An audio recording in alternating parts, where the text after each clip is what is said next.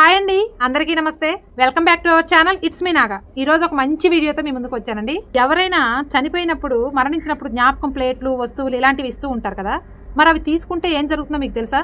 అసలు తీసుకోవచ్చా లేదా? ఇదేనండి ఈరోజు వీడియో. ఇంకా ఆలస్యం చేయకుండా వీడియోలోకి అయితే వెళ్ళిపోదాం.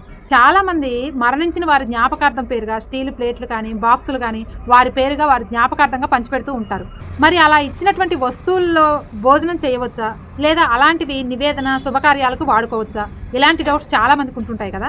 మరి అలాంటి డౌట్స్ అన్నీ కూడా ఈరోజు వీడియోలో తెలుసుకుందాం. సాధారణంగా ఎవరైనా మరణిస్తే 13 లేదా 14 రోజులు అన్న సంతర్పణ చేస్తారు. అంటే చుట్టాలు, బంధువులు, అలాగే చుట్టుపక్కల వారిని పిలిచి భోజనాలు పెట్టుకుంటూ ఉంటారు. వీటినే దినం భోజనాలు అంటారు. కానీ చాలా మంది ఈ భోజనాలకు, ఈ దినం భోజనాలకు వెళ్ళడానికి కూడా భయపడుతూ ఉంటారు. చాలా మంది ఈ దినం భోజనాలకు వెళ్తే మనతో పాటు చావును వెంట తెచ్చుకున్నట్లే అని భయపడిపోతూ ఉంటారు. ఇది 100% అపోహ మాత్రమే. అలాంటివి అస్సలు నమ్మకండి. దినం భోజనాలకు వెళ్తే చాలా మంచిది. అసలు అలా అన్నదానం ఎందుకు చేస్తారో తెలుసా? ఆ చనిపోయిన వ్యక్తి ఎవరికి రుణం ఉన్నాడో తెలియదు.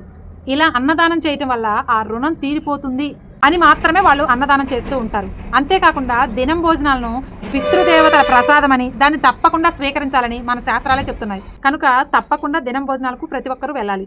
అలాగే అలా అన్నదానంలో మనం పాల్గొనడం వల్ల ఆ చనిపోయిన వారి ఖాతాలో పుణ్యం పెరుగుతుంది. అలాగే వాళ్ళ యొక్క పాపం కూడా తగ్గుతుంది. అందుకే చనిపోయిన వ్యక్తికి పెట్టేటటువంటి 13, 14 రోజుల్లో పెట్టేటటువంటి దినం భోజనాలు ప్రతి ఒక్కరూ స్వీకరించాలి. అందుకే ఈ చనిపోయిన భోజనాల వల్ల ఎటువంటి కీడు ఎటువంటి ఇంట్లో జరగదు. కాబట్టి ప్రతి ఒక్కరు కూడా ఈ దినం భోజనాన్ని స్వీకరించవచ్చు. చాలా మంచిది కూడా. ఇక ఇప్పుడు అసలు విషయానికి వస్తే, ఈ చనిపోయిన వారి పేర్లు చెక్కించి జ్ఞాపకార్థంగా వారి పేరున ఏదో ఒక వస్తువుని ఇస్తూ ఉంటారు కదా. చాలా మంది స్టీల్ ప్లేట్లు, బాక్సులు, డబ్బాలు ఇలాంటివి పంచుతూ ఉంటారు. అంతేకాకుండా వాటి మీద చనిపోయిన వారి పేరు, తేదీలు జ్ఞాపకార్థంగా రాసి పంచిపెడుతూ ఉంటారు. వీటిని బహుమతి అనకూడదు, బహుమతిగా కూడా మనం స్వీకరించకూడదు. ఎందుకంటే అది శుభకార్యం కాదు కాబట్టి దాన్ని ఒక దానంగా స్వీకరించాలి. అయితే చాలా మందికి ఈ దానంగా ఇచ్చేటటువంటి వస్తువులను తీసుకోవచ్చా లేదా అనే సందేహం ఉంటుంది. ఇందులో ఎటువంటి డౌటు అక్కర్లేదు. నిస్సందేహంగా తీసుకోవచ్చు, ఇంట్లో కూడా వాడుకోవచ్చు.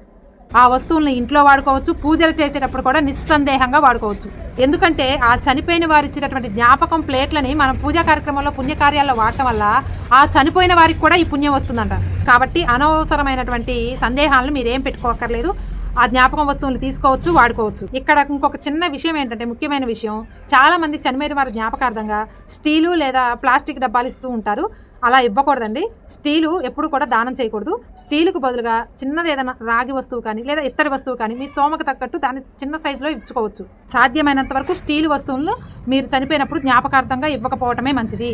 లేదు మాకు ఇత్తడివి లేదా రాగివి ఇచ్చే స్తోమత లేదు అని మీరు అనుకుంటే, చనిపోయిన వారి పేరు మీదన ఏదైనా బట్టలు కానీ, లేదా చిన్న స్వీట్స్ కానీ అలాంటివైనా పంచిపెట్టచ్చు. ఇలా ఏదో ఒకటి చనిపోయిన వారి పేరు మీద దానం చేయటం వల్ల వారి ఆత్మ ఉన్నత లోకాలకు చేరుతుంది. కాబట్టి జ్ఞాపకార్థంగా ఇచ్చినటువంటి వస్తువుల మీద ఎటువంటి మీకు భయం కానీ, సందేహం కానీ అవసరం లేదు. ఇప్పుడు చనిపోయిన వారి ఫోటోలు ఎక్కడ పెట్టుకోవాలి అనే విషయాన్ని క్లారిటీగా తెలుసుకుందాం.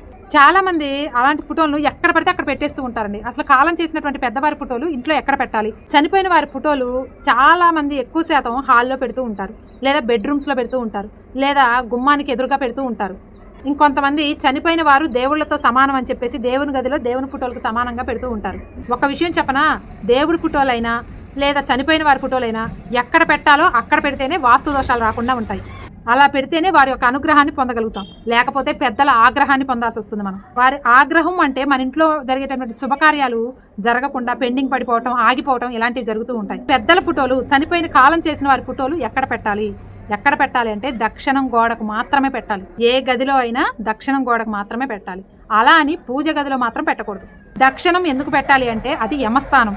అలా దక్షిణం గోడకు పెట్టడం వల్ల వారి యొక్క అనుగ్రహం మన మీద ఉంటుంది. దక్షిణం గోడకి ఫోటోలను పెట్టి వదిలేయకూడదు. అప్పుడప్పుడు వాటిని తుడుస్తూ ఉండాలి, బొట్లు పెడుతూ ఉండాలి, పూలమాలలు వేస్తూ ఉండాలి. అలాగే ప్రతి నెల కూడా అమావాస్య రోజు వాళ్ళకి ఇష్టమైనటువంటి ఆహారాన్ని వండి అక్కడ నివేదన సమర్పించి నమస్కారం చేసుకోవాలి. అలా చేసుకుంటేనే వారి అనుగ్రహం మన మీద ఉంటుంది. అలా చేస్తేనే మన ఇంట్లో సంతానం కానీ, వివాహాలు కానీ ఇలాంటి శుభకార్యాలు సక్సెస్ఫుల్గా జరుగుతూ ఉంటాయి. లేదంటే అన్ని విషయాల్లో, అన్ని పనుల్లో కూడా ఆటంకాలు జరుగుతూ ఉంటాయి. కాబట్టి పెద్దల అనుగ్రహం మన మీద ఎప్పుడు ఉండాలి అంటే, వారి యొక్క దీవెనలు ఎప్పుడు కూడా మన కుటుంబం మీద ఉండాలి అంటే, వారి యొక్క ఫోటోలను దక్షిణం గోడకు పెట్టి ఇప్పుడు నేను చెప్పినట్లుగా ఈ పనులు చేస్తూ ఉండాలి. ఏ ఇంట్లో అయితే శుభకార్యాలు జరగట్లేదు, ఆటంకాలు జరుగుతూ ఉన్నాయని బాధపడుతూ ఉన్నారో, ఇబ్బందులు పడుతూ ఉన్నారో, వారు ఖచ్చితంగా ఈ నియమాలు పాటించండి. కాబట్టి చనిపోయిన వారి దినం భోజనాలకు వెళ్ళటానికి భయపడకండి. కీడు, హాని అని ఎప్పుడూ భయపడకండి. చావును వెంట తెచ్చుకుంటామని ఇలాంటి మూఢనమ్మకాలు, అపోహలు విడవండి. పితృదేవతలు దేవతలతో సమానం. వారి ఫోటోలు ఎక్కడ పెట్టాలో తెలుసుకున్నాం కదా. జ్ఞాపకార్థంగా ఇచ్చినటువంటి ప్లేట్లను శుభ్రంగా వాడుకోవచ్చు. ఇదండి ఈరోజు వీడియో. మీకు ఉన్నటువంటి డౌట్లు క్లారిఫై అయ్యాయని అనుకుంటున్నాను. మరొక మంచి వీడియోతో మళ్ళీ కలుద్దాం. అంతవరకు సెలవు. మీకు ఏదైనా డౌట్స్ ఉంటే కామెంట్ సెక్షన్లో అడగండి. నేను ప్రతి ఒక్కరికి తప్పకుండా రిప్లై ఇస్తాను. మరొక మంచి వీడియోతో మళ్ళీ కలుద్దాం. అంతవరకు సెలవు.